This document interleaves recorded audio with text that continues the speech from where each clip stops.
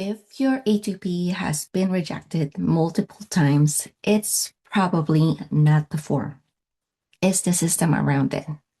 There's a silent killer inside most Gohighlevel accounts, and it's not a bad offer or a broken automation. It's the A2P registration. More specifically, it's the invisible compliance gap between how you collected consent and what the carriers are actually checking. Most people think that they got rejected because of a typo or the wrong business category. That's rarely it. Here's what's actually happening. Carriers aren't just looking at your registration form. They're looking at the system behind it. They want to see that consent was collected on a real website, not a funnel, that your opt-in language is compliant and your message samples actually matches what you're sending, and that your use case makes sense for your business site. If any of those four things is off, your campaign gets flat. And if you keep resubmitting without fixing that root cause, you risk getting rare, limited, or permanently blocked. Let me break it down to four things carrier check, and what you need to fix for each one of them. Issue number one is your funnel versus website. A2P compliance requires that your opt-in happens on a domain-based website, not a ClickFunnels or Gohighlevel funnel page hosted on a subdomain. If you're collecting consent from a funnel, that's likely your rejection reason right there. Issue number two, consent language. Your opt-in form needs explicit, compliant consent language. It must say something like, by submitting this form, you agree to receive SMS messages from your business name. Message and data reply rates may apply. Reply, stop to opt out. Generic forms don't cut it. And that's why Gohighlevel also provide those two consent boxes that need to be what compliance are actually looking for. Make sure that you uncheck the required portion of it as well. Issue number three are the message samples. The sample messages you submit must match what you're actually sending.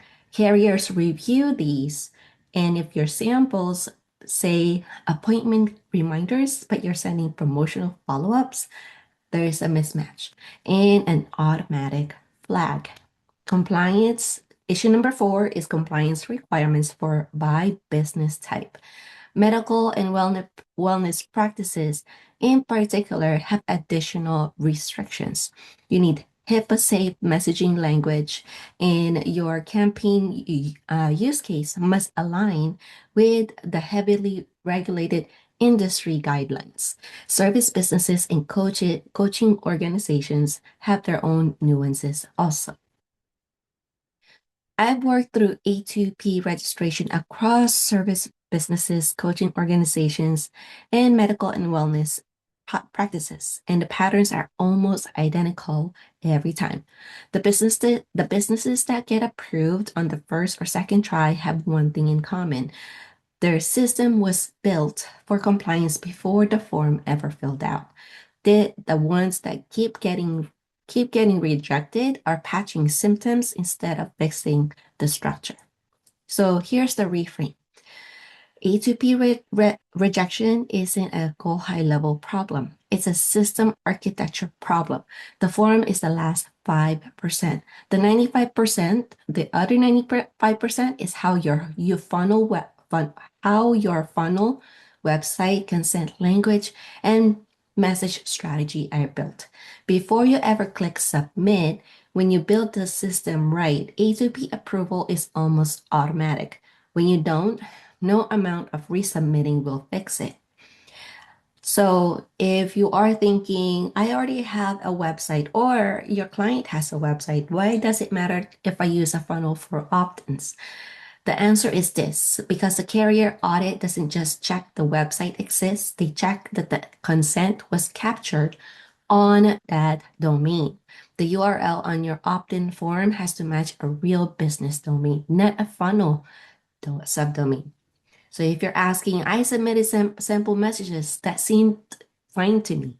Well, the issue isn't whether they seemed fine, it's whether they match your registered use case exactly and whether they include all required compliance language. One missing line can trigger a rejection. So here's something that you can do right now. Pull up your last rejected A2P submission and check these four things. Did you collect consent on a real domain base website URL? Does your opt-in form have a full compliant consent language? Do your sample messages match your stated use case exactly? Did you select the right campaign type for your industry? If you can't confidently check all four, that's your answer. So when this is set up correctly, here's what changes. Your SMS campaigns go live, your automated follow-up sequences actually run, your leads stop going cold because nobody followed up. And instead of starting over every month chasing new leads, you have a system that works the way real revenue engine is supposed to work. So if you want to fix this yourself, I included the correct setup checklist in the description. Grab the link below, comment trigger A2P, and I will go ahead and send that resource directly to you. Talk to you later.